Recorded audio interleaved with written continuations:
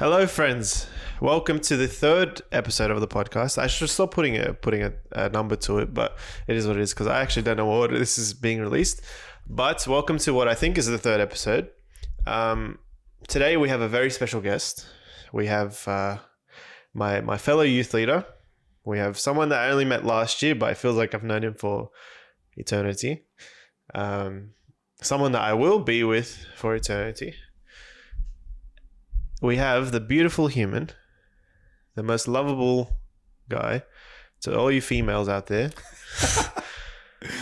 if he's not married by next year, I'll headbutt all your kneecaps. We have Fadi. I won't put your last name. Fadi. Yeah. Hi guys, how are we? I'm glad I have to get married by next year. No, it's not on you. It's on everyone else. It's true. Yeah. It's true. Anyway, swiftly moving on. Swiftly. This is definitely not the third attempt of us recording. Look,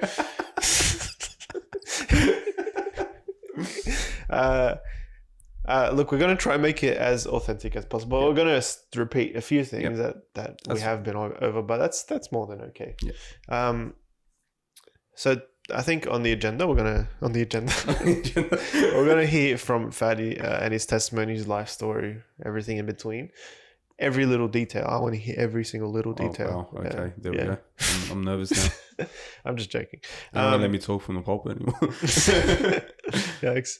And then I think we'll start off now with just what you're doing now, your goals in life. Just about you, who you are, address, everything. Yeah, address. Yeah, absolutely. I'm 25 years old. I know. Yeah. Old man.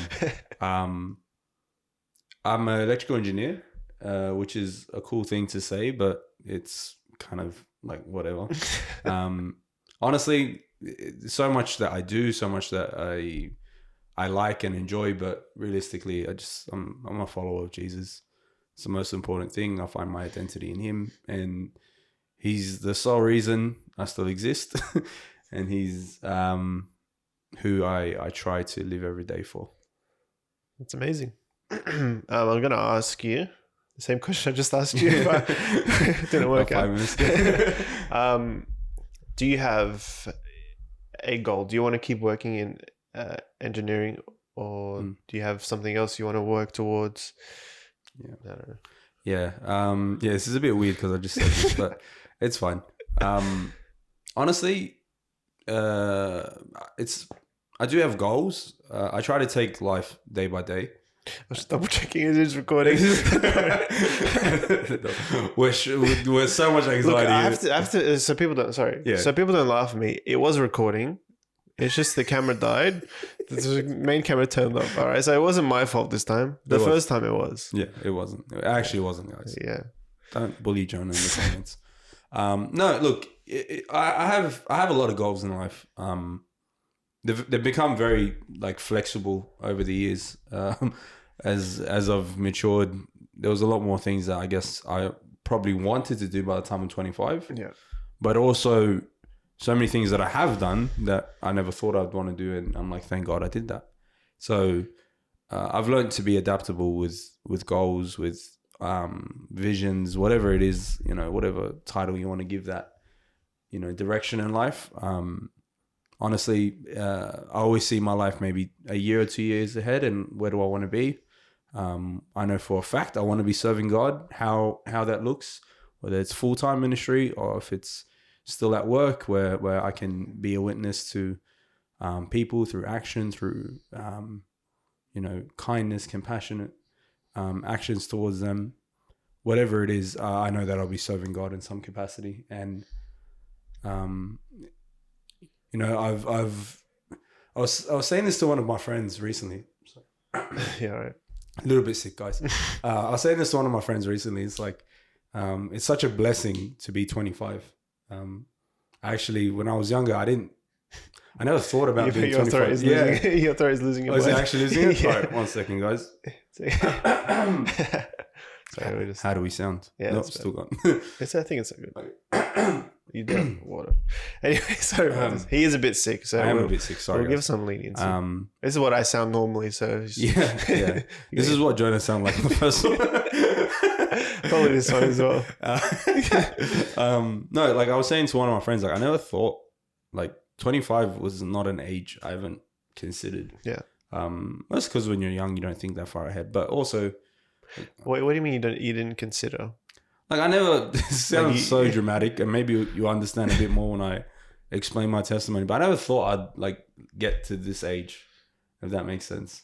Or I never had it in my mind to get to this age. Right. So I always look at things a year ahead and go, wow, what a blessing the last year was. What a blessing this next year could be. But ultimately, God is in control, and I trust Him. I think that's something that has been more evident in my life. There's a trust that I have in God now that really, it's like, dude, Paul says it best. I can be rich, I can be poor, I can be an engineer, I can be a pastor, whatever it is, I can do all things through Christ who strengthens me. I fully see my work right now as ministry. Yeah. I see, working at the shop that my family have. I see that as ministry. I see youth and all of that as ministry, but also so much fun. It's been a blessing to really learn how God can use anything that you give Him, and more importantly as well that we have responsibilities as young men, as potentially older men now. We have responsibilities that are really important that we steward correctly, not to run off and do whatever we want, even if it is, in an attempt to glorify God, but also being diligent with what He gives us, family, work, friendships, whatever it is. Yeah. And speaking of Paul, he said, was it Paul that said this? I mean, I'm repeating this to you, but he says, don't worry about tomorrow. Don't worry about the things of tomorrow. And he also says, don't worry about the past. So I think that was very similar to my life of, like, this is going to sound messed up, but it wasn't in like a sad way or anything. But for some reason, I predicted that I was going to die after 2020. Wow. After 2020. Actually, I just realized the friend I was talking about. It was me. That's all right. Sorry, guys, I have bad memory. That's all right. Yeah, so it was a similar thing. And it was a very dumb thought. Like, I don't know why I thought that. Like, who am I to think, like, who am I to think that I know when I'm going to die like this? Yeah, it's true. And it wasn't out of like a sadness or anything. Like, was it? Right. It was just a thing. Yeah. But I think I've learned, like you were saying, just to sort of focus on who I am now, because who I am now isn't who God calls me to be right now. Right. Right. He calls me to strive to be who I should be now. It makes so much sense, but I think to a non-believer this wouldn't make any sense, because how does that make sense? It's true. Yeah, I get you. Well, look, even from a non-believer, sorry, I'm apologizing to the mic. Even from a non-believer's perspective, I think generally human beings know they're not as good as they should be, and that if they committed themselves to something a bit more diligently, they would be better as people. Yeah. Like, you know what I mean? Obviously the world probably cares more about like, oh, I'd have more money and whatever it is. Or maybe not, that's a pretty generalized thing to say, but whatever it is, they wouldn't be focusing on God. But I think one thing that's been really cool to realize in my life is I'm not who I should be. And you know what? I'm never going to be who I should be, which is like Christ. Even though I'm going to try my absolute best to get there. And I know you're the same. But also, God's done so much in my life where I'm not where I shouldn't be as well.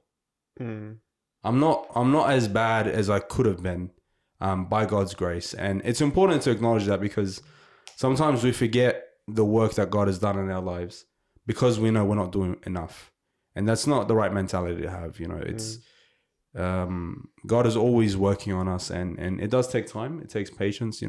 I said this in my sermon a couple of weeks ago, but Abraham's faith grew over 40 years of walking with the Lord. He was counted righteous in the first time, but 40 years later, his faith was still growing and developing. And I think that's a comfort to me. and it should be a comfort to all believers. Yeah. Because we're never going to be who we should be, but thank God that already in terms of status we are who we should be. We're already blameless, we're already righteous because of what Jesus did for us on the cross. So though we fail, God is also working amazing things in our life. So yeah, for sure. I just have to say, you said a couple weeks ago, like from now it's a couple weeks, but once this release, it's probably going to be that's true. like that's 8 weeks. true. I don't know when it's going to be released, but honestly, if you haven't listened to the sermon, I'll put, you know how they have like an eye in the corner. If you're watching on YouTube, I'll put it in the eye. The eye.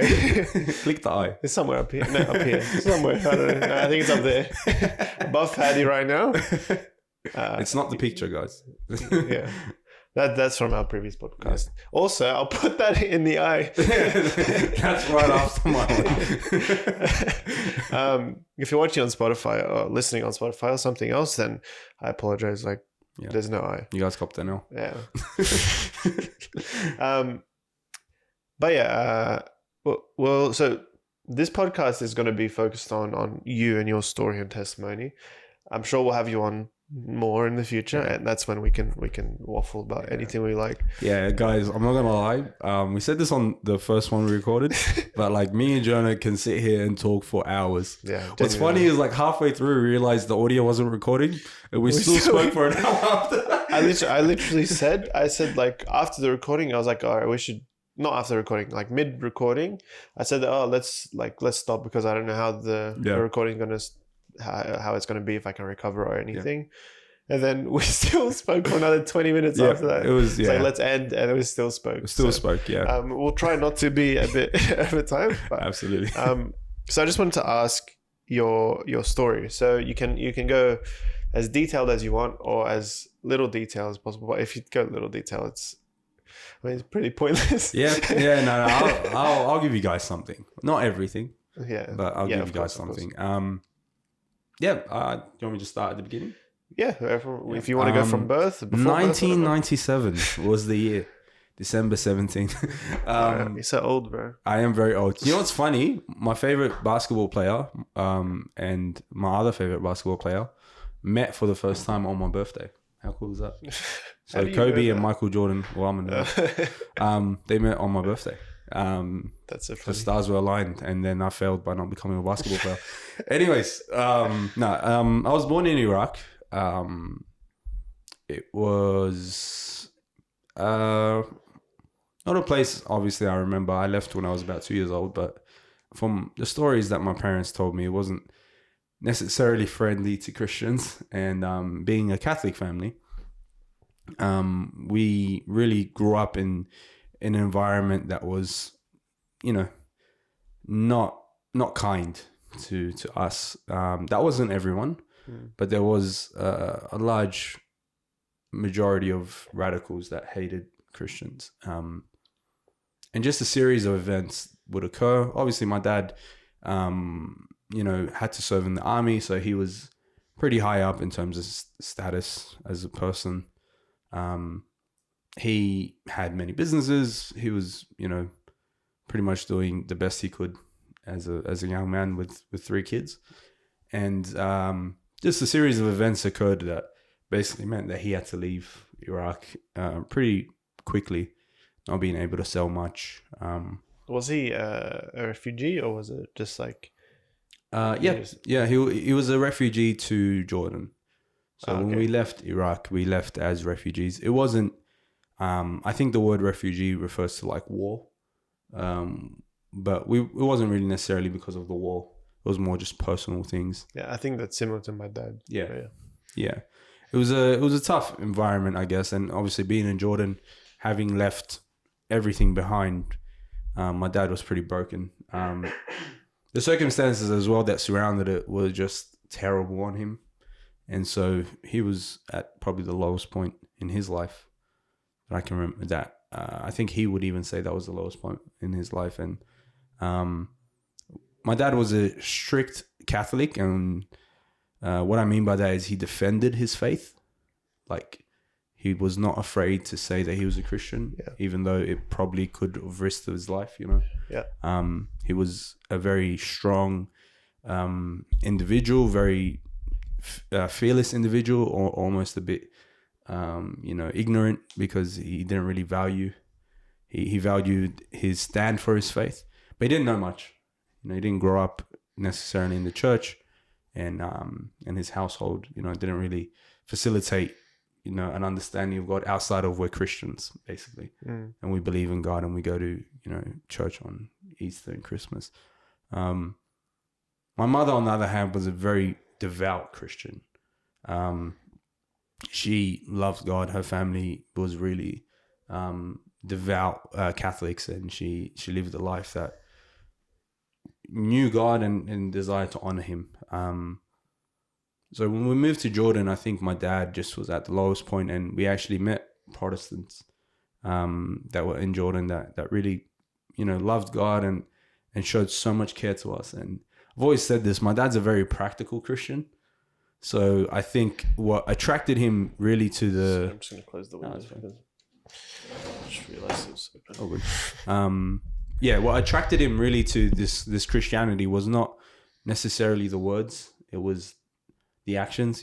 My parents being a Catholic background, having a Catholic background, really, Protestants were seen as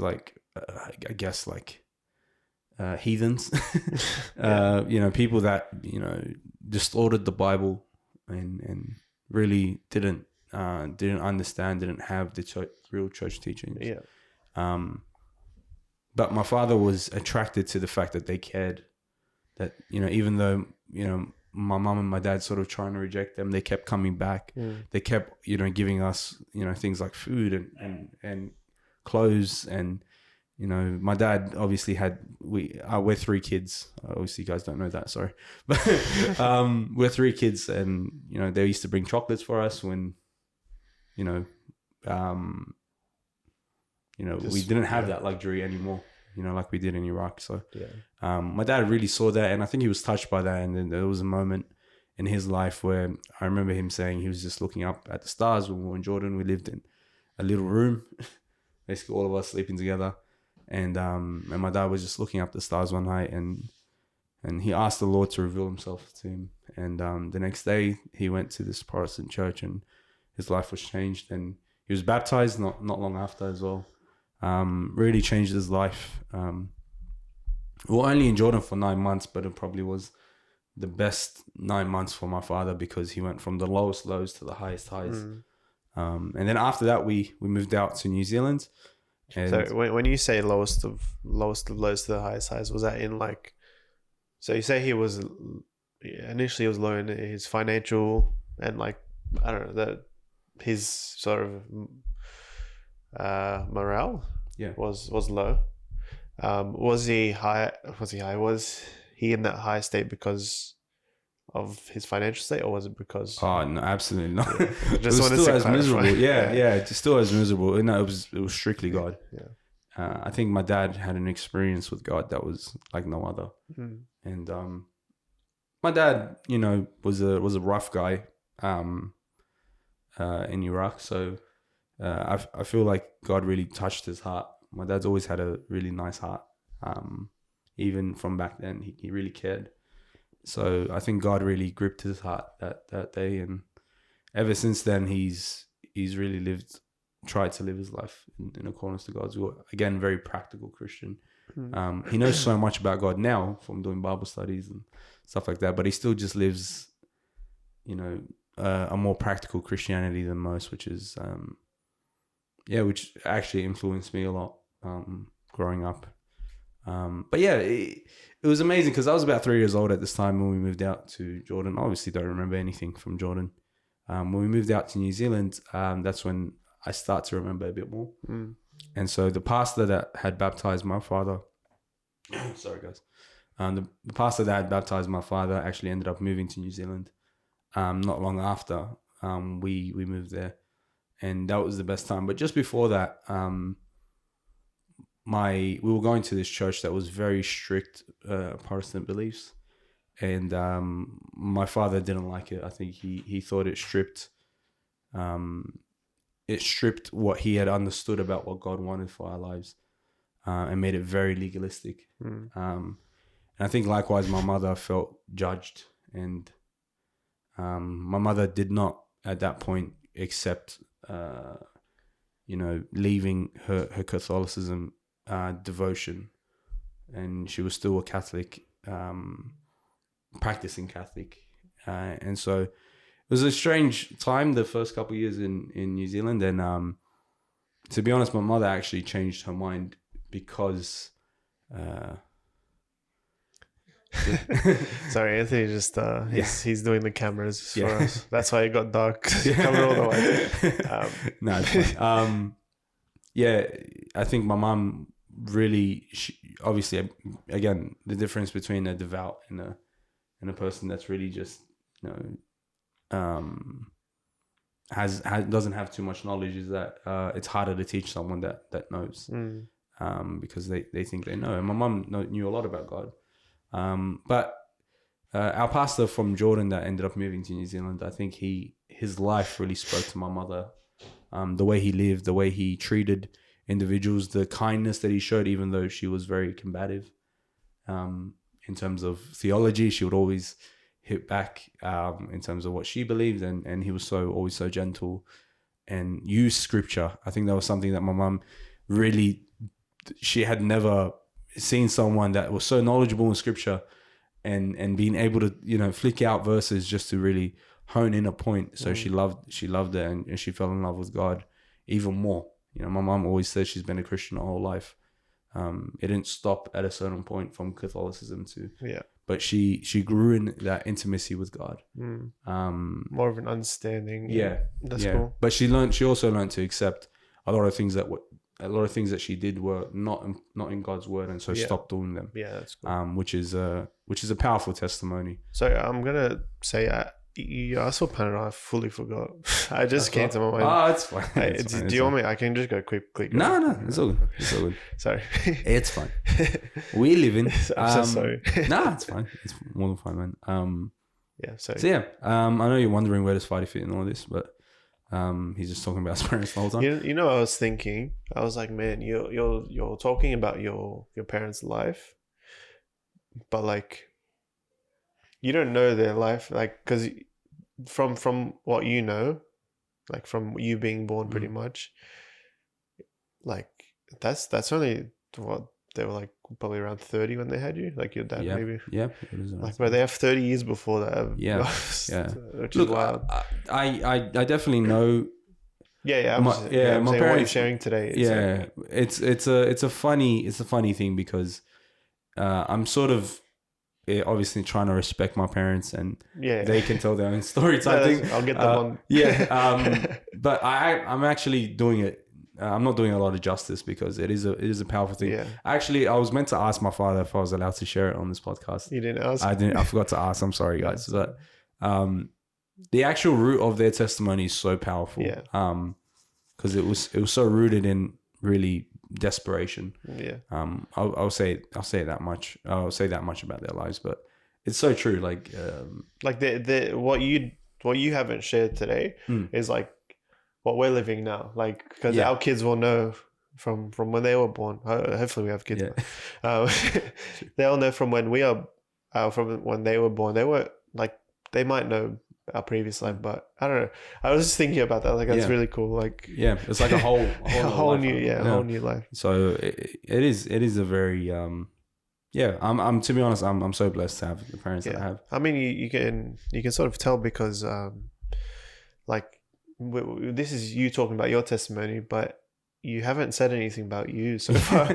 It's cool. Like, you have, and I'm sure we'll see it a bit more, but you have like a respect and love for your parents that is wild, because you start your testimony off with their story. Absolutely. Which is really cool. Like, I think that's actually mad. Absolutely. I think I've always said this. Isaac Newton has a really cool quote where he says, if you see further than others, it's only by standing on the shoulders of giants. Yeah. And I'm definitely that.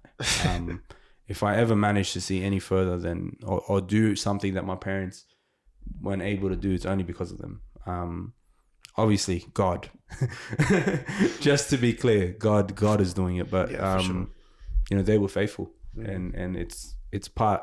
It's not even part of my testimony. It is my testimony. It's an extension of theirs. Yeah. But yeah, look. Obviously, we moved to New Zealand. I'm also very young at this point, so I don't really have a testimony at this point. I knew I loved God when I was really young. Even in New Zealand, like I had a. Shout out New Zealand. Yeah. I didn't wear this on purpose. Shout out NZ. Yeah, even from New Zealand, I had such a zeal for God. And really, because the real root of it was my dad never attributed anything that happened in our lives to himself. So even though, obviously, when we moved to New Zealand, we weren't well off. We didn't have any financial. We moved there as refugees, but also just as people coming because we had family there. And so my dad was doing like 12-hour shifts at one place and then going and cleaning muffin trays in a factory, a bakery factory. And anytime we would like, Dad, we miss you and stuff like that. And Dad, you're working too hard. He'd be like, God gives me strength. and he just attributed everything to God. He attributed us being able to leave, attributed us getting to New Zealand to God. He never took any responsibility for being faithful, even like just being faithful to what God was doing. Is like he always attributed it to God. So as a young kid, you know, my dad was my hero growing up. Still is my hero. But as a kid that idolizes his father, and then you see the guy that your dad idolizes, like God, everything that you think is cool about your dad, he's going, no, God is doing this. You just go, wow, this God guy is incredible. Yeah. And I'm so thankful because technically I'm alive because of him. According to my dad, who I trust. Yeah. So I really had a zeal for God even when I was young, and I loved him so much because my dad loved him, because my mum loved him, because they demonstrated that they loved him as well. And I think for me that was I trusted my parents enough to go, no, they're not. This person is someone really important that I don't understand. That's so interesting. Yeah, because it's like you have a love for God, but would you say you had a personal relationship with him at this stage? No. Yeah, it's a weird one because yes, at the same time, like we prayed and I believed I was talking to him. Like, do not get me wrong, I do believe I was talking to him, but at that point when you're that young, it is a childlike faith because you're just like, I love this man, and they're like, why? They're like, I don't know, my dad loves him. Like, you know what I mean? Yeah. It's a childlike faith. It's you recognize obviously because all the adults love this person. All the you know, people that you look up to. You know, I looked up to our pastor in New Zealand as well. And you know, he's dedicating his whole life to this person. Yeah. So it's definitely something where it's like, this guy's worth something. And I knew that from a really young age. This guy. Though at this point, that's what I understood. That's all he was. That's what I understood. Yeah. But I definitely thought I was praying. I remember when our pastor sat us down, I was maybe like 4 or 5 years old, and he was like, when did you accept Jesus into your life? I was like, when I was born. Like, I was so confident that I loved God since I was born, because I was like, well, clearly I did. Yeah. But I think growing up, there was also an element of arrogance that I had. God blessed me, thankfully, to be quite intelligent. Not anymore. I sort of squandered that, but I was quite intelligent when I was a kid, so I picked up things quickly. And I remember one time a Jehovah's Witness came to the door, and I remember they were talking to my mum, and my mum was like obviously answering back, but I remember just walking up to the door and just like answering their question, and I remember using a verse that was basically like, I and the Father are one, proving that Jesus is saying that he is God. And everyone made a massive deal about it. My mom still mentions it to this day. To this day, that's one thing that she's like, she still harps on. Yeah. She's like, bro, Fadi, when he was like 7 years old, he went up to, anyways. So I think it grew a bit of an arrogance in me. I didn't understand that other people also understood things that I maybe didn't understand yet. So, I think, from a young age, I was quite arrogant. I remember when we ended up moving to Australia, I was literally arguing with my like 18-year-old cousin who's doing a science degree and telling her she's completely wrong about the Bible. But you didn't like. How old were you at this? I was about 8. I was about 8 years old, and I'm just like, you have no clue what you're talking about. You have no clue. But I truly believe what I said, and what's funny is I would probably make the same arguments, but in a different way. You know what I mean? But I was so, there was a part of me that was so Pharisee-like. I thought I knew all the answers. I went to a Catholic school in New Zealand, and I was like stubborn and like, oh, I'm not saying these prayers. No. And while I guess it was out of love for God, I guess you could say, it was so misdirected. Peter, out of love for God, chopped off a guy's ear, but that's not what Jesus wanted. Yeah. And I think that's something that I had to learn later on in life. It's, just because you're saying or doing the right thing, if you do it with the wrong intention, it's not helping anyone. But yeah, we ended up moving to Australia. My dad, came here to visit on a holiday, and then we ended up moving to Australia. We love New Zealand. Our church community was like our family. It was like 4 or 5 families in the church, and we were like so close knit. It was crazy. Some of them are still some of my like closest friends. That's cool. And it was so cool to have that kind of community. And to leave was hard for me. What age did you leave? I left when I was turning 8. So birthday's in December. So it would have been around 7 and 11 months when I left New Zealand. And it was a tough time. I'm not too sure. I've never actually asked my brothers if it was a tough time for them. But I remember most years we were like, hey, can we go back to New Zealand? Can we go back to New Zealand, Dad? Can we go back, please? My dad, obviously, he had very good reasons to move to Australia. Being in New Zealand, my dad did really well in growing his, from being a guy that cleans muffin trays. Within actually 2 months of that job, he was a supervisor. Yeah, my dad's very switched on, like very good, and he's hardworking. He's so hardworking, so smart, and in terms of baking, he's the best. In all honesty, he's so good at what he does.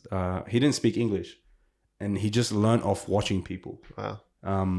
He learned the measurements out of people telling him the measurements, him writing them down in Arabic and leaving them there. And wow. It was my dad's really good. He didn't learn English that way, right? He learned how to do like the muffin cleaning that way. Yeah. So it's sort of sounded like you said that he learned English that way. No, definitely not. And my dad learned English just like from communicating with people. Yeah. And they do English in Iraq as well, like a little bit. So he knew enough to sound like a TT. No. But yeah, he got by. And within about 2 months, so he started cleaning muffin trays. It was a kosher bakery. So even though they sold, bacon and cheese and stuff like that, they had to obviously clean it before they did the kosher stuff. So that was why my dad, and they had a full-time job just cleaning muffin trays, and my dad would do it in about 2 hours. Oh wow. So 8-hour job, doing 2 hours. The rest of the 6 hours he's going and watching, just observing how they mix and how they do their dough. Oh, that's cool. And within 2 months he became the supervisor. Wow. Yeah. So he did really well for himself, but New Zealand's quite expensive, and you can imagine for refugees that didn't have much to start with. My dad moving to Australia, moving to Sydney at the time is like, wow, like I can do my job, make more money, and it's cheaper here. Well, it's not cheaper anymore, but but at the time it was a lot cheaper. So my dad was like, this is probably what's best for my kids. He left Iraq because he wanted what's best for us. Yeah. My dad's life was, I don't think, ever at risk. It was more our life. So my dad made the jump, and so he's like, well, if I made the jump there, I got to take another risk. Yeah. And he felt like God was calling him to Australia, so we moved. We didn't like it, like I said. We really wanted to stay in New Zealand, but we accepted it, obviously, trusting our dad. And when we moved to Australia, it was always hard to get a footing in church. We went to so many different ones. Some of them disagreed with theologically, my family. Some of them just were maybe not as accepting. My mother wasn't baptized at the time, so some of them didn't accept that. Wouldn't let her partake of communion. Just stuff, and all of that's in the past. So that's how me and Fadi found out that our moms literally had the same experience, the same church at the same time, and this was like years before we ever met, like 2008 or something. It was a long time ago, and we only met last year, which is wild. God, man, God. But obviously that was a long time ago. Everyone makes mistakes, and everyone messes up. So we don't hold anything against those people. But yeah, it was one of those things where we couldn't find our footing, and more importantly, because we didn't have that church community as kids, we were so attached to our church family, and now we just couldn't get attached to another one. I think that's something me and my brothers really struggled with, even when we eventually moved to Crest, which had an amazing youth, but we just couldn't integrate. We didn't know how to. We didn't know how to move in that circle. So was that Crest? You said at Crest. Okay. So Crest was your pretty much your home church that you felt confident in. From basically, I want to say around 2009 to about 2018 we were at Crest. Okay. On and off, but we went regularly after like 2011. Okay. And I think something that me and my brother just had in common is we just couldn't get integrated into any church. Any church we went to, we found a problem. We're like, this was so much better in New Zealand.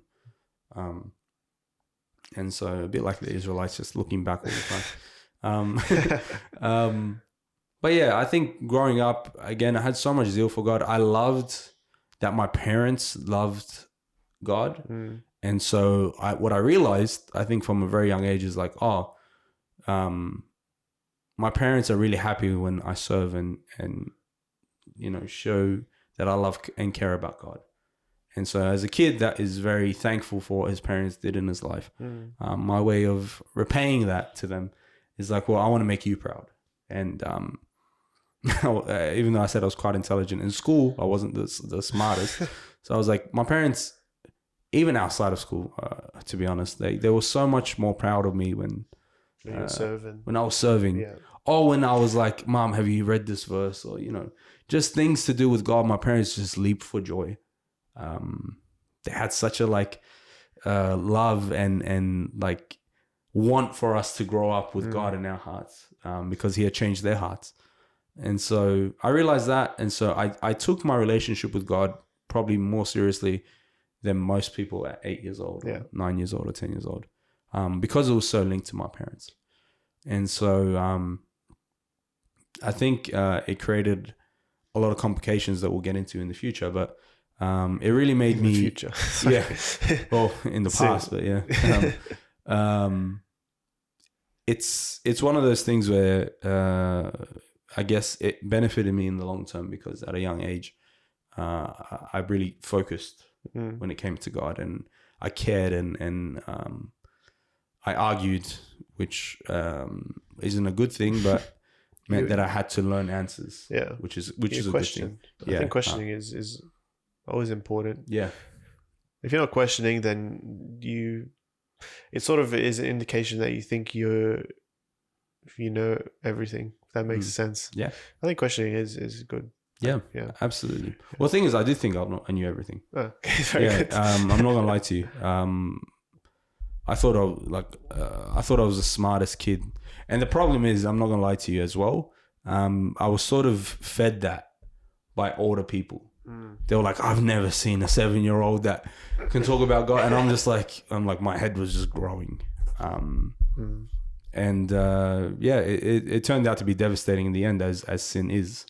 Not that they were doing it, trying to, give me a big head, but I think it was definitely something I had to unlearn, which we'll get into. But yeah, I grew up pretty much all throughout primary school.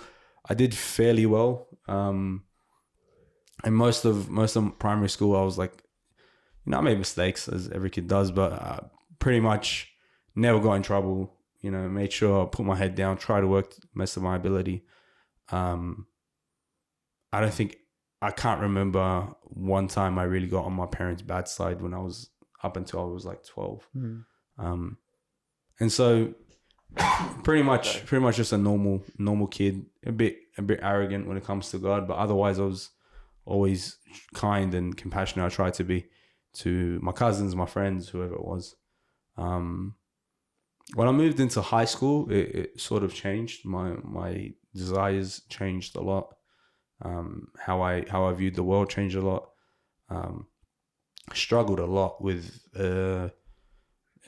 different elements of life as you're growing up as a young man. So high school was really the challenge for me, and I began living almost two different separate lives. It was like school, and then what I show my parents and what I show, I guess, at church and stuff. Even though I didn't have much friends at church, it became very difficult for me to sort of keep up that good boy persona. I was doing it. I was keeping it up, but it's almost that war in your heart. It's like, yeah, your parents think you're good, but like, you're not the best at school, or you're swearing at school, or you're whatever it is. That was sort of playing at my heart, because I sort of had that image of being the good kid, of oh, that's Fadi. He's, the kid that prays, before we eat. Yeah. That was what I was known for. And all my family knew that. It wasn't just my immediate family. It was like one of those things where everyone was like, oh, Fadi's the one that wants to be a pastor, wants to be, everything. Was that actually something you wanted to be? Or Yeah. Okay. Yeah, I wanted to be a pastor growing up. It was definitely something that I had a passion for. Again, one of the people that I did idolize was our pastor in New Zealand. So, yeah, it was definitely one of those things where I was like, I want to follow in the footsteps of the people that I feel like are successful and are doing the right thing by God. And so it was definitely something I wanted to do. I think majority of my walk with God was really me trying to aspire to do the right thing by God. Definitely. And so my sin, though rooted in disappointing my parents and being two-faced in a way, or even I guess not living up to what I expected of myself even, it was also like I'm letting God down. And around this time, actually, one of my friends, who was like a pretty strong atheist at the time, was like throwing questions at me that were making me doubt God as well. The existence of God. And it never really, got to me in that way, but he got the better of me a lot of times, which was so frustrating because I was already struggling internally with, my relationship with God, and now someone's even thrown in doubt about who, if God exists or not. And what's really weird is I remember thinking it might be easier if God doesn't exist, because at least this expectation just goes away as well. So even though I never really became an atheist, I think I started almost trying to live like it, but it never worked out well for me. So many different sins that I fell into. Most of them are common for young men. Let me just put it that way. And again, if you're a church kid, it's wrong. A lot of those things are wrong. For sure. I was also really lonely as a kid. Because I was sort of two-faced, I was like, no one really knows me. My parents think I'm this, I'm not that. My friends think I'm like this, I'm not really like that. My brothers think I'm this, I'm not really that. So, my cousins think this about me. And so no one really knew me. And the weirdest thing is, like, I didn't even know who I was at that point. It's like, I don't know if I'm like a mixture of all these things because they're so contradictory. I don't know if it's just all fake and I'm just this horrible person inside, which is what I felt, honestly. Yeah. So you didn't really know who you were. You didn't know if you were your church self. You didn't know if you were your school self or your cousin self. That makes sense. It was like part of them all fed something in me. My church self fed my ego. Sort of like that. Oh, I'm so smart. I had this conversation with someone, well, like literally yesterday. Was it yesterday? What day is it today? Thursday. 2 days ago, I had this conversation with someone. And and we were talking about imposter syndrome. Because I was telling her about the story that has happened recently, like about the wedding. You guys saw it last episode. I don't know if I already mentioned it. Yeah, it's fine. It's fine. And he's like, yeah, that's just imposter syndrome. We don't really know who I am, and then who you are. I shocked myself with what I wrote or replied to him. Let me get it, and I'll just read it because I know it's a bit of a tangent, but I thought it was important. I literally said, it's a bit of a tough one, isn't it? Being a believer is weird because we have two selves, and sometimes we show. So if you don't know, the Bible says, die to your old self. Yeah. So we have two selves. We have our old self and our new self when you become a believer. And sometimes we show our old self, which usually comes when we're alone or no one is watching, or with our friends, like our non-believers, or when we're not really encouraged. But our new self is what should be coming out. Yeah. That is, that's the constant that we should be showing. But usually that comes out when we are around Christians, or we're serving, or we're doing, like, we're around our parents or our family or whatever. Yeah. It's I'll just read it. It's very interesting because it's not like I'm pretending to be someone I'm not. I'm just being someone God made me, meaning like my new self. Yeah, that's good. Wow. When I'm sinning, I'm being someone God saved me from. And I just said it's extremely dumb of us, and we laugh at people constantly doing it in the Bible, but we constantly do it. We always, like you literally mentioned the Israelites today. Like we look at the Israelites and we laugh at them because they're so dumb. Yeah. Like just the way they act, they're like, oh God, like we love you, and then one little thing doesn't go their way. It goes the correct way because God's in control. Doesn't go their way, like God, we're gonna do our own way. Yeah. It's like, bro, stop being dumb. It's true. And then I just ended. So when people see you being that, I said his name. So when people see you being that Fadi that we all know and love, that is actually who you are. When you're sinning, that is the imposter, because Christ saved us from that. Hard, man. Yeah, I was honestly shocked when I wrote it, because I was like teaching myself I was writing. Like, it's wild. That's wow. That's really insightful. Yeah. And I think that's probably what you're going through, where because you were saved, the person, and I went through the same thing, and I don't know if I shared it in my testimony because I haven't cut it. It's the first episode yet. Yeah. No, it's not even cut. I haven't even recorded it yet. So, what was I saying? About imposter syndrome. Yeah. What you were saying, it was like me. Yeah. Because I was like someone at church that was serving, and like even when I was young, and then I was someone at school that I wasn't like that. It's not like I was like doing all the wrong stuff, but I wasn't doing the right stuff. Yeah. Yeah. And then you guys have heard my testimony now. So yeah. But that's a massive part of my testimony where I was actually, there was a part of my life where I was shocked because people didn't know I was a believer at school. Right. Yeah. Like I don't know, maybe they thought I was a believer, but there was a point where I stepped up and they were shocked. Yeah. That was like, wow, like who am I being at that school? Sorry, that's just a bit of a tangent. No, absolutely. It's so true because again, you grew up in a Christian household as well. You have such a high expectation of yourself.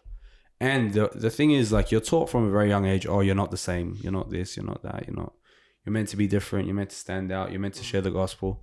So, it was one of those things where I had no clue who I was. No clue. I didn't even really understand the concept of, imposter syndrome, but I definitely had it. Yeah.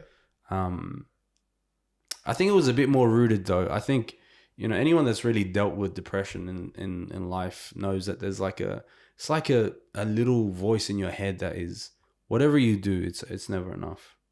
And it's sort of like a demon that's just like gnawing at you. And so, Bro, that probably resonates with so many people. Like listening, it resonates with me. right. I mean, I've never been diagnosed with depression. Yeah, me either, by the way, guys. Yeah. Me either. But When we will say it in like a, because it's a bit of a weird one, because people are diagnosed with Of course. depression, so Of it's a bit of course, a yeah. serious one. But when we do say depression, it's sort of like a self-diagnosis. it is definitely, look, I'm definitely not, diagnosed with depression, but I think at a certain point, if it looks like a pig, talks like a pig, Yeah. talks like a pig.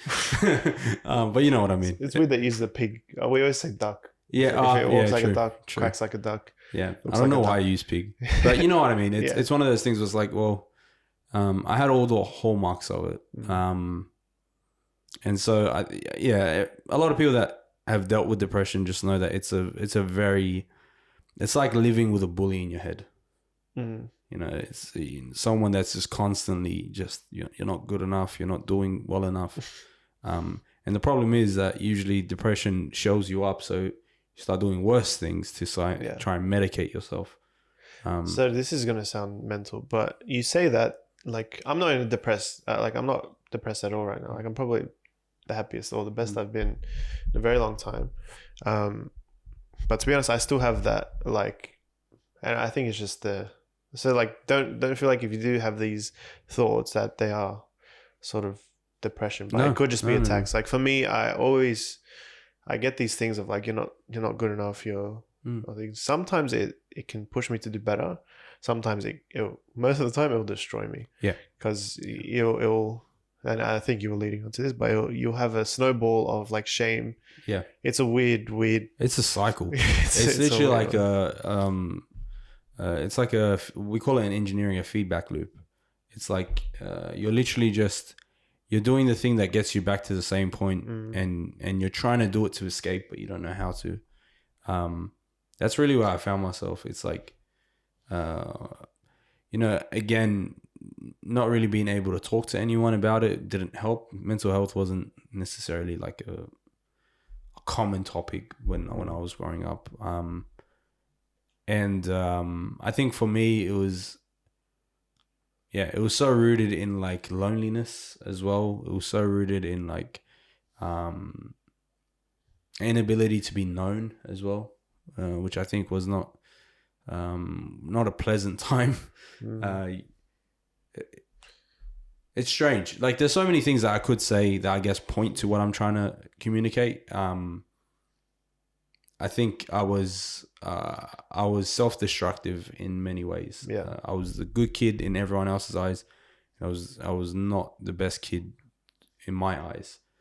And so, as you can imagine, the people that weren't doing the right thing didn't really like want to spend time with me because I'm a goody two shoes, And then in my mind, it's like, well, I hate that because I'm not that, and I want to be a normal kid, as well.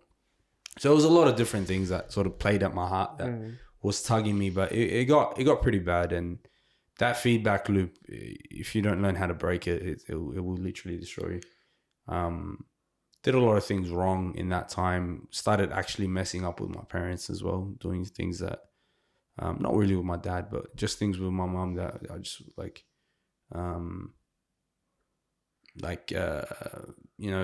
taking her card and buying things that FIFA points. FIFA points. Yeah. Well, again, last time. like I just said, like gaming really was my escape from my depression. So I think the sad thing about it is I don't think, if you know me, I think gaming isn't a bad thing. No, but I think for a lot of people, it is a bad thing because it's their only escape from life. Because I think for males, I'm gonna generalize. For males, it's usually gaming. For females, it could be TV shows or whatever. But whatever I'm generalizing. Yeah. It's obviously different for each person. But yeah, bro, I think I said this last time, like when we actually recorded, or we didn't record it. I said, bro, our stories are very similar. Like obviously I didn't go to Iraq and New Zealand and Jordan and all that stuff, but like I generally like felt the same things Yeah. as you, and I'm sure you'll hear it once.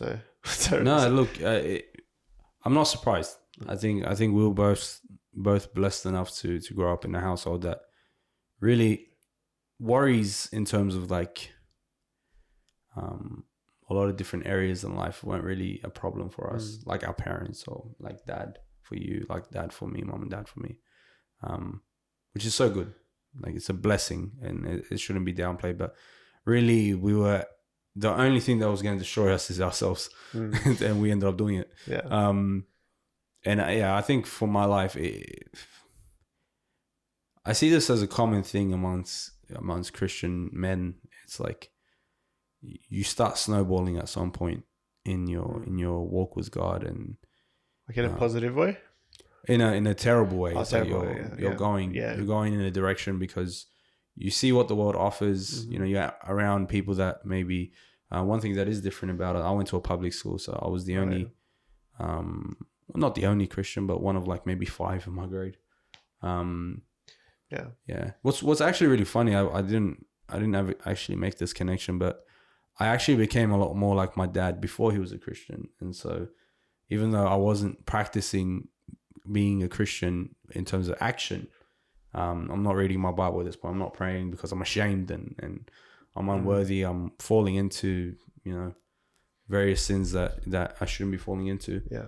And yet at school, if someone questioned God, I'll be the first one to stand up for my faith. And it's probably because I felt like I'm the only Christian here. I got to defend God.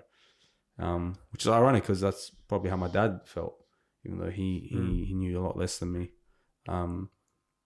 So like at a certain point, it was just a mixture of all those things. My friend throwing in doubt about who God was, me constantly messing up, constantly not getting what I want as well. I think at that age, I really wanted like a girlfriend.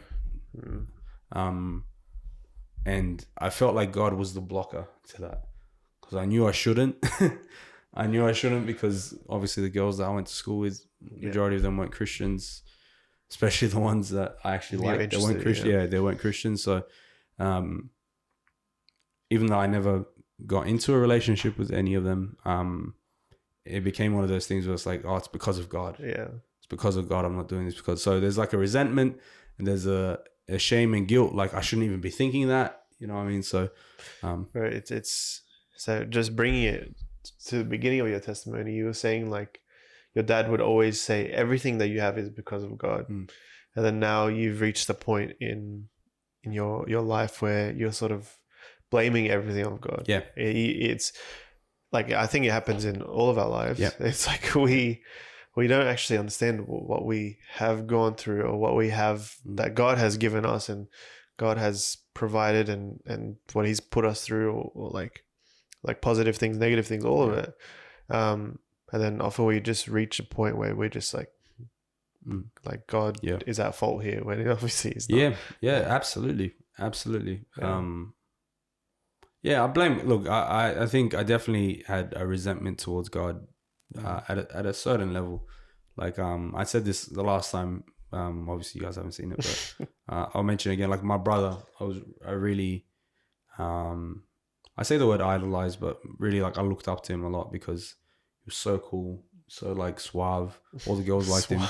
It's such a weird word to use, but like, you know what I mean? Like he was who I wanted. He was so good at soccer, which I was so jealous of. He was so athletic, could sprint like crazy. And I'm this little chubby fat kid. I don't know if I can use the word fat, but I'm gonna get cancelled for that. But I was just like this chubby kid, and I felt like I got the short end of the straw in terms of genetics as well. I'm like, why am I not as good as my brother? In terms of, even just being able to like be cool. That's something that, all my cousins.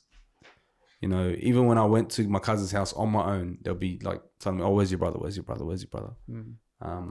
Likewise, my older brother, but the middle one of the family, he was also he was so confident in himself. He was so he knew how to talk, he knew how to have a conversation, and at that point, it's like I just didn't know how to do that. I was so introverted as a kid, and also like all I could talk about was gaming. It was like it was such a weird like time for me, because I really looked up to my brother. I wanted to be like him, but I knew that maybe he was going down a direction that I knew was not right. My other brother, I saw him sort of as my twin brother, because we shared a room for so long, and like we grew up almost inseparable. But he was I love him to bits, do not get me wrong, but he's so critical.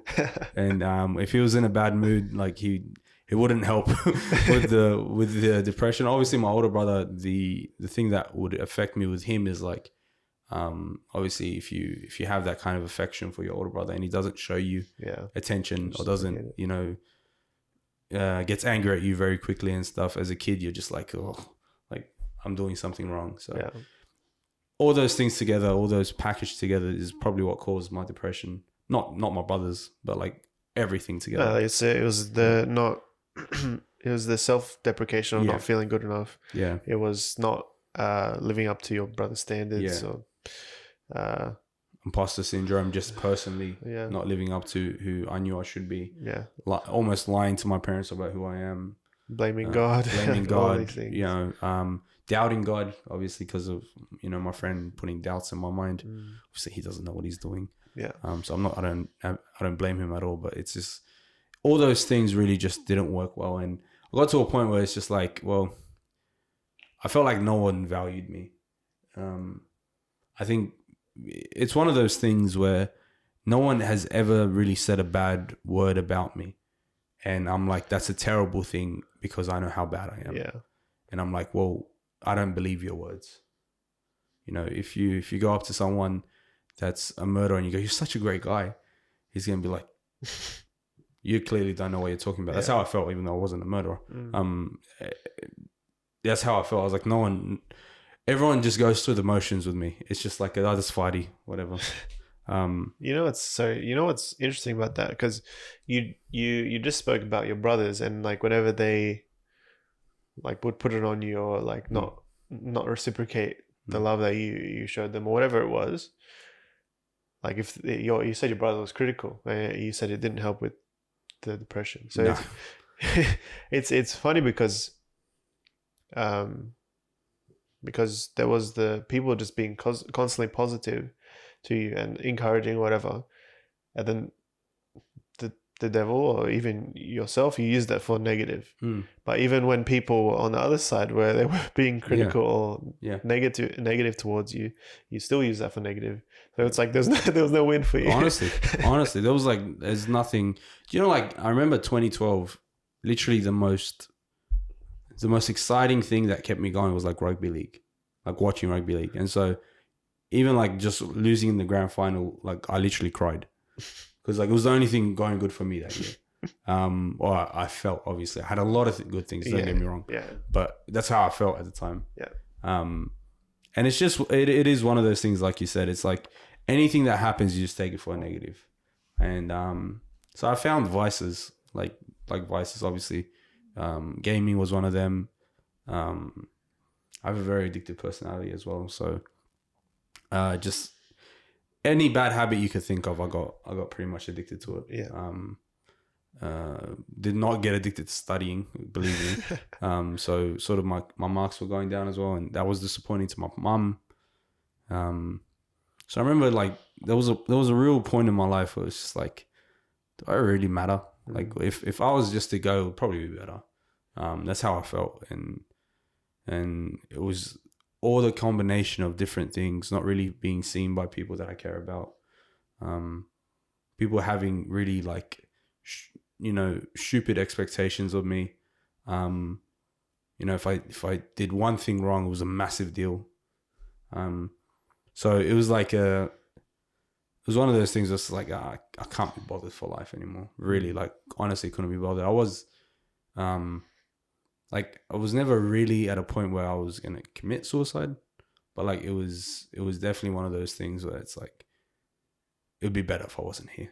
And I remember there was a time when like I was home alone in my room. We had a 2-story house, and I was just upstairs in my room alone. And my parents were at a wedding. Not too sure where my brothers were. Actually, my brother might have been downstairs. I'm not too sure. I can't remember. But I remember like really thinking about it, going, you know, if any day's the day, this is the perfect day. You know, everyone's out, whatever. And obviously didn't end up going through with it. But I remember my dad walked into my room. I was about 15, by the way. I remember my dad walked into my room and he just like, he was a bit happy. Let me just put it that way. And he was. Wait, that sounds like he was happy about what he didn't know what. Oh, no, he didn't know what like was he was happening. just in a good great mood. Yeah, he was in a great mood, and you know, he came in with this massive smile on his face, and like he's a bit red, and I remember he just came up to me. He's like, I love you," like just hugging me, and like he doesn't know what I'm going through. And then I remember him kissing me on the head and just going, "Fadi, I don't know what I'd do without you." That's it.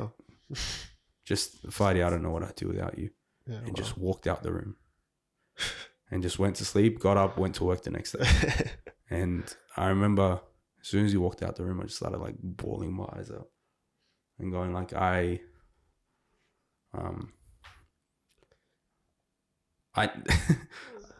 didn't realize how much I needed that. Like when your hero tells you, the guy that, you know, you look up to goes, I don't know what I'd do without you. Yeah. He had no clue what he was saying, but this is a weird thing to say, but it was the first time some sort of light just hit through to me. And it just was like, it got me. That timing. Yeah, got me. It was almost one of those things that was like, in your head, you're almost begging God for a sign. Even though I wasn't really talking to God. It's like, I'm almost like, well, I really want to do this. I really just want to leave this world. And my dad comes in and says the one thing that he had no clue could have an impact on my life like that. And so... Does your dad know now about... No. Oh. No, if he watches this podcast, he'll know. I can't tell my dad that I was ever suicidal. He would like... He'd kill you. Yeah, he would. He would. He wouldn't know how to respond. He's like... one thing about my dad is like, he's been through so much more than me. So much more than me. And that's never been something... He's never given up. And that's cool because now I have that same sort of attitude. But my dad's been through so much more. He never had that mindset to ever give up on life. Just kept going. Even when, you know, went through terrible stuff. So if I was to tell my dad that, he wouldn't understand it. He'd be like, what do you mean? But it just goes to show like suffering is not... It's a different experience for all people. You know, just because you feel like, oh, well, I don't have much reason to suffer, you're wrong. Like, you know, God gives according to what you're able to handle. And I really think, you know, my dad was built for the life that he lived by God. Sure. God created him for that. And suffering is not a scale. It's not a magnitude. We've all experienced it at some capacity. What it's like to suffer, really go through pain and be defeated. And my dad felt that. My dad has felt that in his life. So has my mum, so has my brothers. I'm sure everyone in your family has felt that too, Jonah. Yeah. I'm sure everyone watching this has felt that. To some extent, yeah. Yeah, you felt the weight of suffering. Regardless, it's not about what caused it or what affected it. It's about the fact that you felt that. And so again, my dad never knew, which is cool in a sense. Because for me personally, most people will talk about God rescuing them in a moment. Obviously God did with using my dad, but I remember after that point, suicide was never something I ever considered ever again. It was like, I couldn't, because even if no one else saw value in me, at least my dad did. And powerful. So, yeah, which I'm so lucky for, man. Like so lucky. God really blessed me. But after that, I didn't stop sinning. I still felt all the weight of it, but it wasn't. It didn't, end up in the same way. I started reading my Bible again. I started, not long after that happened. I remember Pastor Badil, our pastor, got up and spoke a sermon on being paid in full.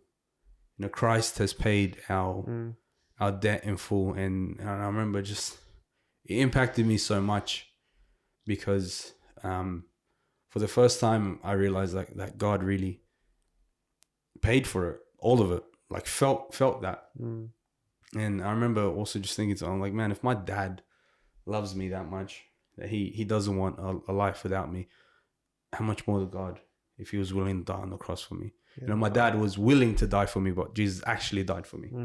And my dad is not perfect. Jesus is. And my dad has every right to love me, and Jesus had every right to hate me.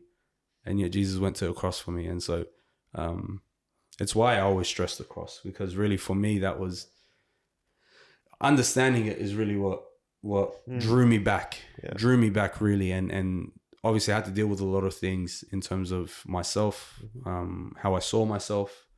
My favorite verse in the Bible, even till probably now, it's probably changed over the years, but at the time it was Romans 8:1, and there is no condemnation for those who are in Christ Jesus. And that just, I'm like, who am I to condemn myself if God doesn't condemn me? And believe me, knowing that is one thing, learning to hold on to that is another, but living like that. Yeah, absolutely. But it was the start. It was the start of a chain, and I started going a bit more for God, and it's amazing how things snowball. Literally that year. So this was around 2012, 2013.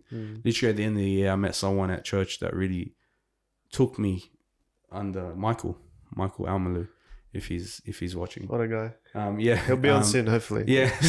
And Monica Farag as well, if she's watching. She probably won't be on soon. Like people at church that really actually began to show a desire to help me, and they came and spent time with me, and I'm a little 16-year-old kid. These people are grown adults, and they're taking time off being from their friends to come and talk to me and my brother Rudy.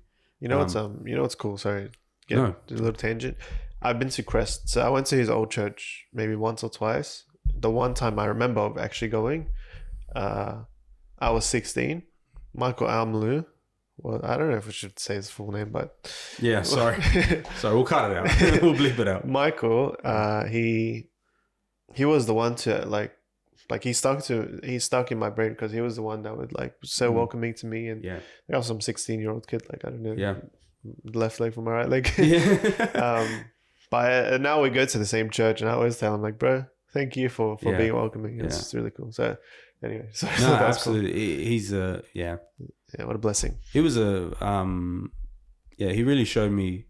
I remember I used to listen to this song, and it's basically the song is about how the person was and how he saw the church as being hypocritical and stuff like that. I think I never saw it that way. But Michael was really the one that, Michael and a couple others right after that as well. But Michael was really the first one that was a young man that I saw living for God. And I'm I want to do that. My whole life I've wanted to do that, but I felt like I was the only one trying. And I sucked at it. And the only people that were trying to help me out were 40 years old that didn't understand, that definitely didn't understand what I was going through. So it was cool. God gave him in the perfect timing, and he gave me a lot of people around that, a lot of friends around that as well at the time to really just grow that relationship. But it helped so much, not to get me out of depression, not at all.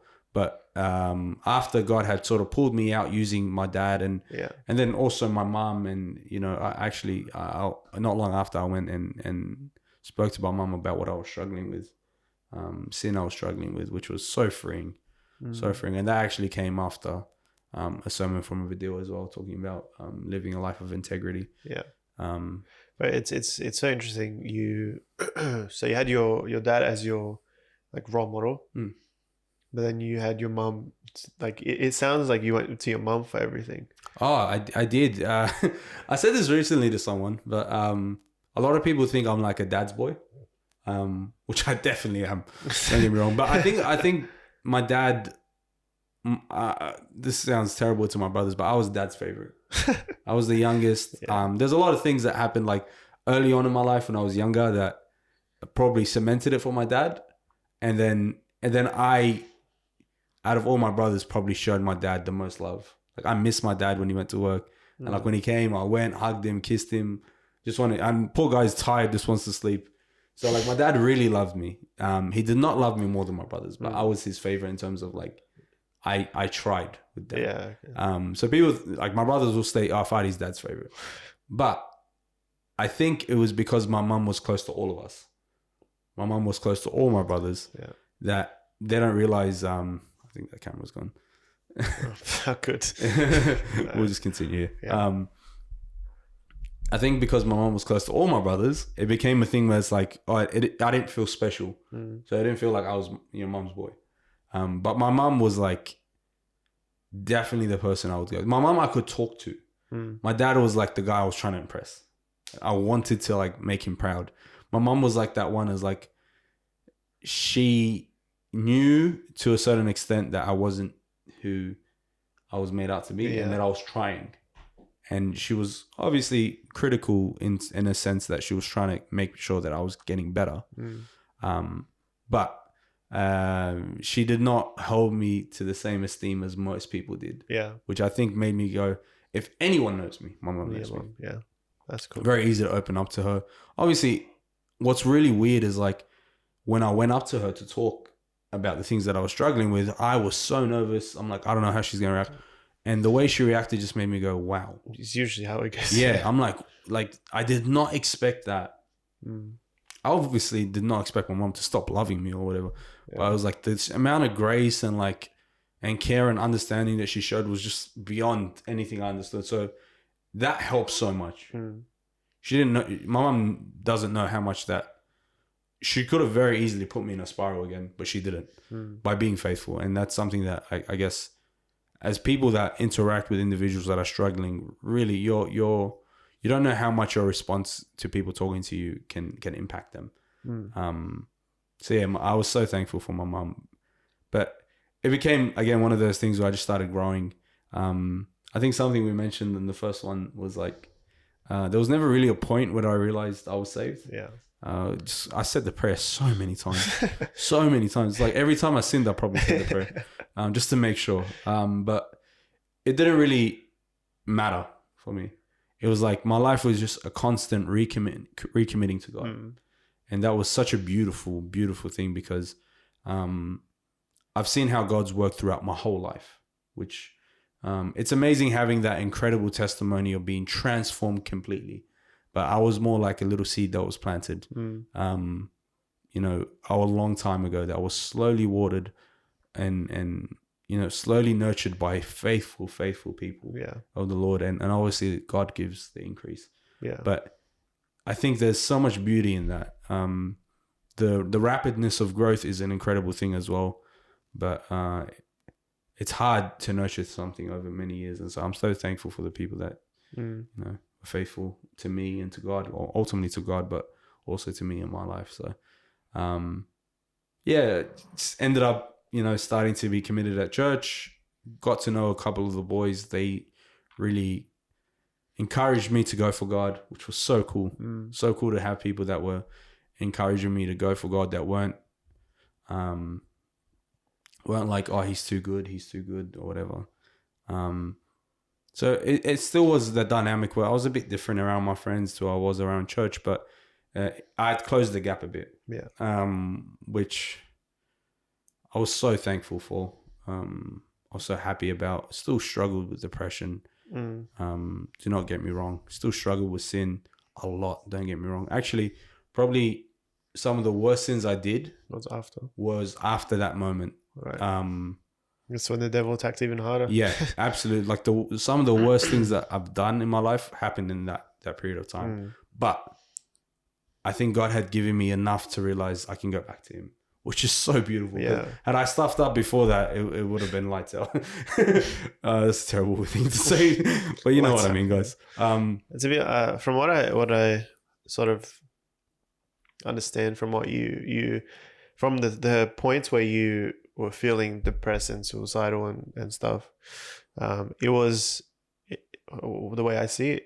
It was a battle of desires of your heart and desires of the flesh, and at that stage you were letting the desires of your flesh win. Oh yeah, hard. Yeah. But then God was like, "Nah, mate."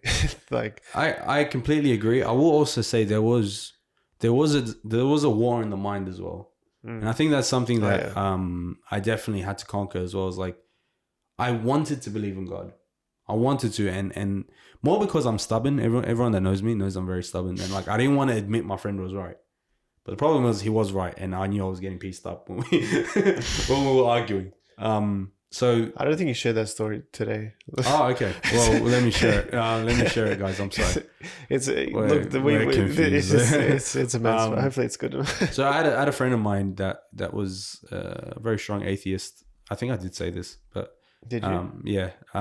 Share the story today. Yeah, I'll say it again just in case. Okay. He was a strong atheist, and he would always challenge me about God. He knew I was a Christian, because I wore Christianity very, very like it was on me. So I think you did say this, but you didn't share the point of like last time you. I'll say sorry. You correct me. Yeah. Last time you said there was times where you'd go and you'd just like have an argument with him. Oh yeah. Oh, okay. I think I know what you're talking about. There was definitely a huge part of my testimony, and I think I mentioned it, was like me being like too smart for my own good, and this guy was a lot smarter than me, and so the whole reason I was talking was not to convince him of God. It was to be I'm right, you're wrong. Like, you're an idiot, I'm not, type thing. You're an idiot for not believing in God. Which ironically, I believed in him, and I lived a terrible life. I think for me, it didn't resonate as much with him. When it really hit me was when I was talking to my cousin's husband. This was like 2014, started 2015. Obviously, had a new friendships at church, so I was growing in my knowledge of God, and because of my friend in school, I started researching a lot to try and bridge the gap between scientific understanding and God. Try and bridge that gap, and I felt like I did. And then I met my cousin's husband, who's a very strong atheist. And I'm a little 17-year-old kid arguing with this 29, 30-year-old guy who has 3 degrees and is a waterproofer and is a boxer about God. Like, just going at him, like, mate, you don't know what you're talking about. And again, similar to when I was younger, I would make the same arguments just in a different way. But my whole intention was to prove him wrong. And what's funny is, I remember we sat there. It was my nephew's christening, my little cousin's christening. I always do that. It happened twice now. That's my little cousin's christening, and we were outside arguing for like 4 hours. And I'm so convinced, like, after that, I went home and I'm like, mate, he's becoming a Christian. And he went home, he's like, mate, he's becoming an atheist. Like, we were so convinced we won the argument. And then I remember turning to like 1 Timothy. Actually, you know what's cool? I actually got the photo I still have the photo of the verse I posted on Facebook that night. Oh, really? That night. So you can verify it if you think I'm lying. You can send it if you want. I probably will. And it was the 1 Timothy verse that basically talks about, we are not here to, talk about, waste time with meaningless talk or endless, theologies and doctrine. That's not the point of Christianity. The point of Christianity stems from a sincere faith and honest, an honest intention, whatever the verse. I'm butchering it. Yeah, honest heart, sincere love. That's the most point. And I was like, I had none of those things. My whole thing was, I'm trying to convince him from a knowledge point of view, and this just hit me in the face, and it was so perfectly timed that I was just like, I did it again. I tried so much to like steer myself away from that, and I did it again, which is comforting, because we're not always going to get it right. But it made me reconsider why I was trying to convince myself. I'm like, there's so much evidence for God, so much evidence. It doesn't need to be proven unless someone is seeking. Otherwise, it's better to stick to sincere love, honest faith. It's so much. That's what changes hearts. That's what changed my heart. No one could convince me of God. What changed my heart was really being moved by God. And so I'd rather help people get to that point than to bash them over the head with either theology or scientific evidence or whatever. All those things are important as confirmations for yourself. But none of them actually make a difference unless you know God. Yeah, well, I think we've been going on for a while. Well, we can still chat a little bit, but is there any like advice or anything you would tell me or anyone that maybe from your life or maybe something that's on your heart now that you would love to tell people, if that makes sense? If you had one thing or a few things or whatever. I think I made one point that I will reiterate, and it links very closely to testimony, which is important because I think one of the missions of this podcast that you've had is like to get people on to share their testimony. Obviously, that's not the only mission. But, your testimony is so powerful. Again, pain is not like this scale. It's not. It's everyone has felt it, and you don't know how much people relate to real life. Not everyone has a dramatic experience. Not everyone has this, you're walking down Damascus and God, shines a light in your eye and speaks to you. It doesn't have to be like that. And please do not diminish people's suffering. Like it's, like I said, my dad went through so much more if you look at what he went through, and yet he never considered suicide. I went through so much less, and yet I was at its doorstep. And so people suffer in different ways, and learn to sympathize. Empathy is empathize. I would say sympathize. And I'll make this argument here while we've got time. Sometimes putting yourself in someone else's shoes might make you diminish their suffering. And what I mean by that is sometimes when people come to me with their suffering, my instant reaction is, well, I'm trying to put myself in your shoes. It's not that bad. Whereas if you sympathize, you don't really grab the full grasp of it. No, because you're not them. You don't know that kind of impact that it's having on them. Maybe it doesn't have an impact that much on you, and so you don't really hold it with the same gravity. I think sympathize with people, and what I mean by that is whatever it is, really allow yourself to feel the gravity of it. Don't invalidate people's emotions, feelings, or don't do the that way they are. Because even if it's just like, oh, my toe hurts, God is against me. Like you don't really know. I don't know why I use that example. But you don't really know what that actually means to them. You don't. You really don't. There's an example that I always use, and one of my friends came out to me once and said that his hard drive broke, and if I was empathizing with him, I would say like your hard drive. Grow up. Like, it's just your hard drive. That's such a stupid thing, because I don't know what the hard drive means to him. So really sympathize with people. I don't know if that's the right word that I'm using, but I don't know. Sympathy is a weird one. Every time sympathy is mentioned, people say it's like pitying someone, or you don't want to pity someone. Definitely don't pity people. But like you get the point where I hope I made the point so that the word is not really relevant. But don't just put yourself in their shoes. Really realize what it means to them to whatever it is that they're going through, that it has some weight and has meaning. It's important. It's really important. Another thing that I guess for my life is really, I was fortunate, and I will say that, very fortunate to have incredible parents. But I also, I try my best to honor my parents, and regardless of your relationship with them, try your best to honor your parents. It's not easy being a parent, and you'd know. Yeah, come on, my secret child.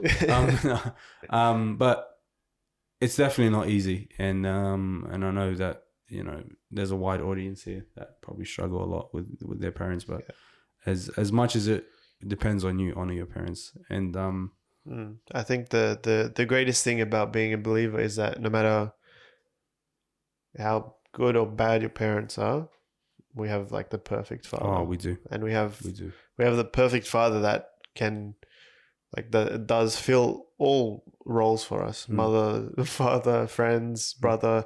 But It does. I didn't realize. Actually, I don't want to butcher it, but I was reading Hebrews recently, and it was talking about like Christ being our brother. It was. I'll fact check it real quick.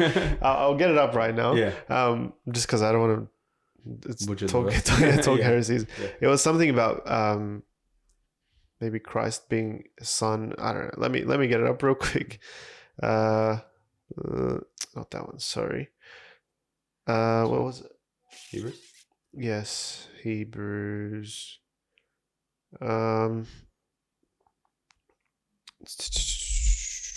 me find it.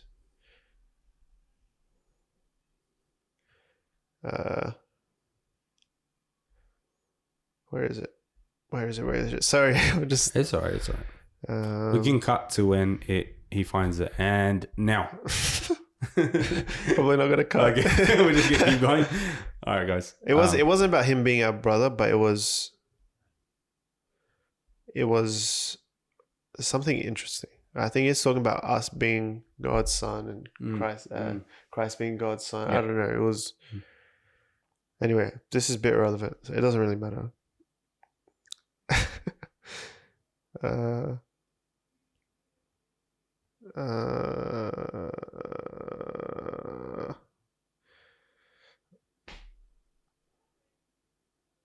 I don't know. Sorry. No, it's all good. If I find it, then I'll let you know. Yeah. But Yeah, for sure. I can't find it. So yeah, no, that's more than fine. Yeah, absolutely. No, we have that tremendous hope, but there is also a responsibility, especially if you have good parents, to honor them. But I think one last thing that really stuck out to me, I guess. Obviously, I've had to share my testimony 3 times now. I'm just joking. 2.5. Yeah, That's 2.5. the second one didn't count. But just reflecting on what God has done in my life, I'm left without a doubt on who God is. But it took a lot of suffering for me. Yeah. Don't despise suffering. And it's such a hard thing to say. And people have probably suffered a lot worse than me. But I am so thankful for that time in my life. It was self-inflicted, and yet God still used it. Yeah. That's something I was going to say to you is like the verse, God uses evil for our good. Yeah. He really did, like, because the point where you felt the lowest, that was the turning point in your life. Yeah. Obviously, there was still a lot of hardship and a lot of sin and like whatever, but that was like the actual turning point, the lowest time where to be honest, it was evil. Like it may have not been from you evil, but evil was there, because those are evil thoughts. Yeah, and then absolutely, God used that for good, and He's fully turned it around. He still does. Yeah, He still does. Like it's remarkable, man. Like even in the last year, man. Again, I'm going to reiterate this quote, but it was so profound to me because I could look at my life now and go, I'm doing so much better. I'm doing so much better than I was back then. But realistically, it's just God's grace, man. It's just God's grace. And it's remarkable because, like we said, I preached 2 weeks ago or a couple weeks ago now, whenever this comes out. But like it's a weird thing because I'm so convinced when I go up there that if anything good comes out of me, good comes out of me, I'm going to reiterate that one more time. If anything good comes out of me or any words that I say are impactful, know it's God. Know it, because like I know who I am, and I know the person that I'm referencing said that I crawl to every finish line. Like I'm barely making it, and God does incredible things with it. I crawl, man. Like it's a struggle to get to the finish line. If I even reach it, sometimes I don't even reach the finish line, and God still does something incredible. Yeah. It's remarkable what God does if you're just willing to go for Him. So my last advice is, whoever's watching, whoever's gonna see this, whoever makes it this far in without being bored about my story, run for God, man. Like He's so worth it. He's so worth it, and He's given me, and I said this in my sermon, but I'll say it more from my life. I was speaking about Abraham at the time, but He's given me every reason to chase after Him wholeheartedly. Yeah, for sure. Every reason. Like we said at the start, I did not expect to be 25 years old. Now I'm 25, and I don't want to not live to see next year. Yeah. As long as God has me on this earth, I'm willing to live my life to glorify Him. And I want to encourage, especially young people, if you're watching, I'm so old, but especially people that are younger, man. 25 is not old. Though. Yeah, but like I sound so old. I'll still put it on you for being old. Yeah, it's true. It's true. It's because I put it on everyone else for being old. But if you're going to do anything for your life, dedicate it to God, and just know the only thing that's worth it in this life is Him. The only thing. Like, yes, definitely. Me and Jonah obviously did not stray too far into the world, but we saw what the flesh has to offer. Let me put it that way. Yeah. And all it reaped for us was terrible depression. Yeah. That's all it reaped for us. And I guess you don't have to be burnt to learn a lesson. Try and learn from other people. Yeah. You know, one thing that's been really impactful in my life, I know I'm waffling now, but one thing that has been really impactful in my life is, I said this to my oldest brother recently, is like, he made mistakes that I recognized. And I'm like, I don't want to do that. That's a big thing in my life as well. Yeah. Yeah. Likewise, my middle brother, it's like he made mistakes that I'm like, I'm so, it sounds terrible. I'm so thankful you made it so I don't have to. And it's not necessary to burn your hand for you to learn a lesson. Yeah. And so I think for me, I'm definitely that man that if I... Oh my gosh. That was scary. What on earth? Satan's a hater. That literally, like that. There's no need for that to fall. Yeah. Just leave it for now. Okay, we'll hold it up. Hold it. Oh, how good, bro! I'm telling you, something is. Yeah, something doesn't want us to record this podcast. Bro, things that shouldn't be turning off are turning off. Things that, like, bro, something doesn't want us to record this podcast, and I know who he is. Yeah, it's definitely you definitely don't have to burn your hand to learn something. More importantly than that, whatever you choose to dedicate your life to, you'll realize how empty it is if it's not God. That does not mean we don't forfeit. We forfeit responsibilities. Yeah. Absolutely not. Doesn't mean that we drop out of uni for all the people that want to drop out of uni now. Not at all. But it's whatever God has put before you, be faithful with it. Yeah. Honor Him with your life. Give Him His just glory. Yeah. And man, if you want to know that God exists, He'll prove it to you. Yeah. He'll prove it to you for sure. So something I want to do is be in full-time ministry. I have no idea what that looks like, but I always tell people, it's like, even if I'm working full-time, that's full-time ministry. Yeah. Like it's, I know we're working, we're making income, whatever, but that's full-time ministry. I think that's the point you're trying to make is like, wherever you are, whatever you are, do it for the, I think Daniel, wherever he was, he lived it and honored God doing it. First Corinthians 10:31. Whether you eat or whatever you do, whether you eat or drink, do it for the glory of God. I know I butchered the verse, but pretty much it. Yeah. We gotta stop butchering verses. Yeah, we should. It's we'll put the verses underneath. But yeah, I think we can end there. Yeah. So this is perfect timing because did we do it last time? No, I told you about it. But pretty much we have a Polaroid camera. I mean, you saw it in the last episodes, but for Fadi. I'm gonna get you to take a photo of us, Oh, and I'm gonna stick on the board, Oof. board that fell. the board that Bro, fell. you haven't touched it or anything. That's the That's weirdest the thing. crazy thing, yeah. Like the That's actually timing the of it. crazy It's thing. been up there for like over a week now. Like, yeah. And I think I yelled just a bit. Thing is, guys, when I get passionate, I'm just like, I start yelling. So it's probably what triggered. Look, It's like I've had enough of Fadi's voice. do you want flash on or off? We can. We will lit. I realized that light was off as well halfway through. You finally saw that I have a stutter after all this time. Look, to be honest, last time we took a selfie, it was tragic. Mm-hmm.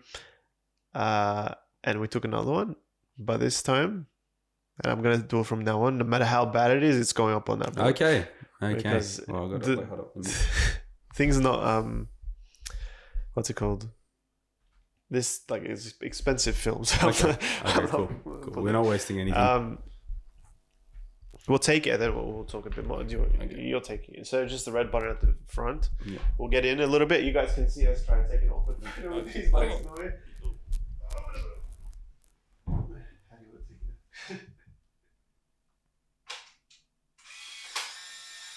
Perfect. All right, we'll just leave it. I'll put it in the dark. Thank you, sir. All right. While we wait for this to sort of take an image, I'll put it in dark because it has to be in the dark. In the cabinet. All right, guys. Now it's gonna turn into a stand-up comedy. All right. Oh no. Now we get cancelled. So I'm gonna start giving people the opportunity to, because I feel like people sort of like being the cringe outro kind of stuff. So I'm gonna give all my guests the opportunity. If they don't want to do it, that's fine. But if you want to do the outro, and then I'll just cover whatever you haven't done. Guys, don't forget to check us out on Spotify, YouTube, Instagram, TikTok. Instagram and TikTok. Yeah, it's true. Watch out for the content. Watch out for Jonah. He's coming for Joe Rogan. I'm joking. Like, subscribe. Make sure you comment. Fadi has a cute nose. Make sure you comment. Jonah's eyes are beautiful. Make sure you comment. You can't make them comment too many things, bro. Nah, guys. Well, just before we close off, thank you, Jonah, for having me. It was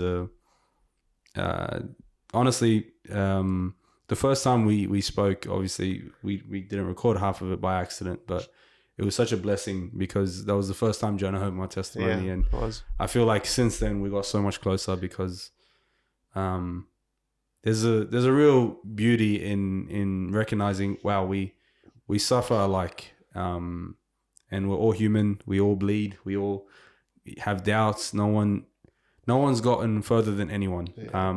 And I think it's such a beautiful thing. We also had our friend Yusuf here who knew my testimony and probably knows it a bit deeper. Yeah.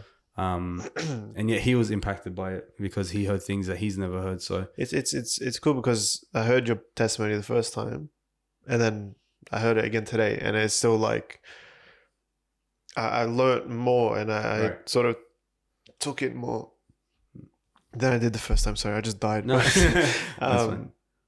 And I was like, bro, like imagine just tell me every day your testimony so I can keep learning.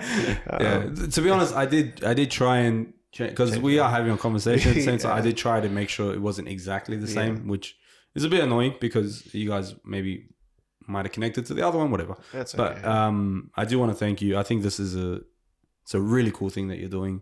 I think if there's anyone that's tentative about jumping on when Jonah asks you, please don't. It's such a beautiful time. You know, we started off in prayer, and really, I think dedicating this to the Lord is a powerful thing because, you know, potentially one day my kids are going to be like, hey, Dad, what were you doing at 25? And I can show them this video. I'm acting like I'm going to have kids. But you never know. I told you 2 years. I didn't say that. I've got to get married in 1 year. Yeah. Just to satisfy Jonah.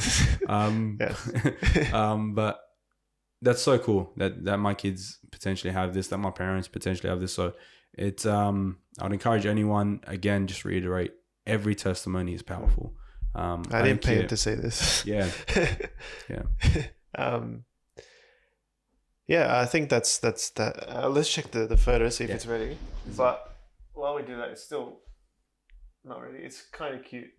You can't see it fully. I'll let it sit for a bit more. It might be a bit blurry. But I just want to say thank you for coming on. No, being pleasure. one of the test subjects. One of the first. It's honestly a blessing and a privilege, and so I mean, thank you for plugging in and trying to get people on. Yeah. Appreciate it. But yeah, bro, your testimony is more powerful. It's very powerful, and I'm sure there's much more to come. I mean, you're gonna hop on a few more times, hopefully, and we can talk about anything. But yeah, I appreciate your testimony. I pray that people were impacted, and maybe even if they weren't impacted, they will be impacted about it. Maybe they'll just think, like, maybe they don't need to hear it right now, but maybe one day they will, and they'll be like, wow, Fadi actually went through exactly what I've been through, whatever it is. One thing I do want to say, I'm so sorry, we are delaying this, but one thing that has been really clear to me in my life is when things were wounds, when things were really raw, they were so hard to talk about, so hard to talk about. Sure. And I encourage anyone, if there's things in your life that you can't confidently now, that does not mean you have to go into detail. Obviously, we didn't go into much detail today in terms of really what was going on. We spoke generically, while being as specific as we can. But if there are parts in your life that you struggle to talk about, please like find healing in them. You know, someone once told me, you know, when wounds heal, they become scars, and scars are used to tell stories. They're visible, but they're used to tell stories. Yeah, and, for sure. You know, I wear all my scars, you know, obviously in this kind of format. I don't want to be completely honest, but if you know me, it's not being completely honest. It's you don't want to. I'm withholding some stuff, is what I should say. But you know, I'm an open book because of God's grace. Yeah. And if any of you really want to know what I was going through, I'm more than happy to have that conversation with any of you guys. Yeah. Because God healed me, and when God heals you, man, no one can touch an area of your life that's sore anymore. So if you are struggling with areas that you don't know if you can talk about, or you don't know, you know, it's too sore, it's too raw to really talk about. That rhymed. It's too it's too hard to talk about. Really find healing in that. I commit it to Jesus. You know, talk to someone about it. Be vulnerable. Vulnerability is a scary thing, a really scary thing, but it's so impactful. And it's actually used to bless others, which is so important. Yeah. So I would on that, find someone to talk to, bro. Like I think before last year, sorry.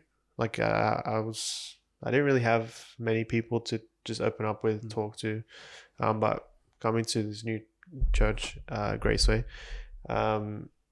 it's helped a lot.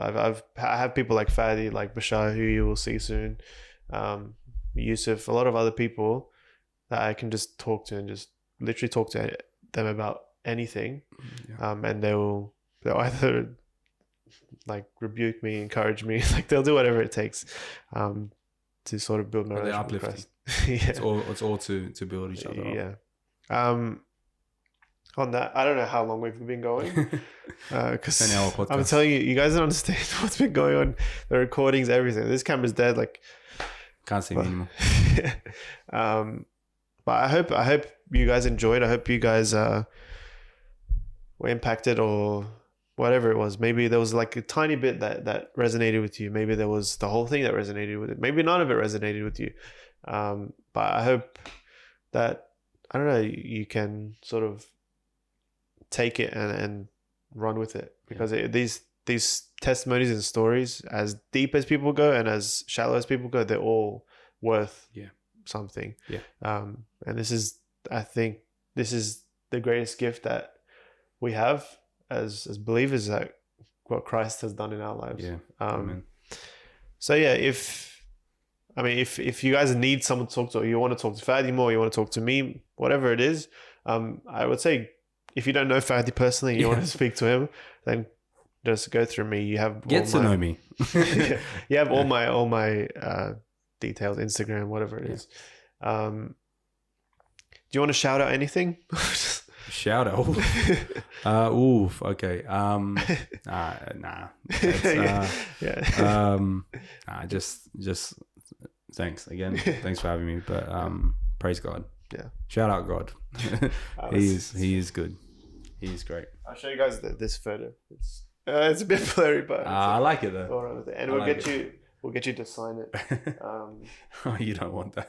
I'm gonna spell my own name wrong. You can pick a color. You can pick a pen and color. Okay.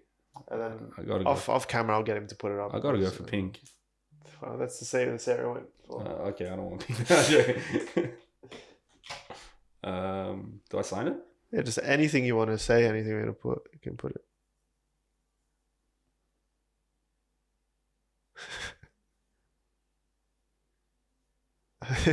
I'm held in suspense about what you said, what you wrote.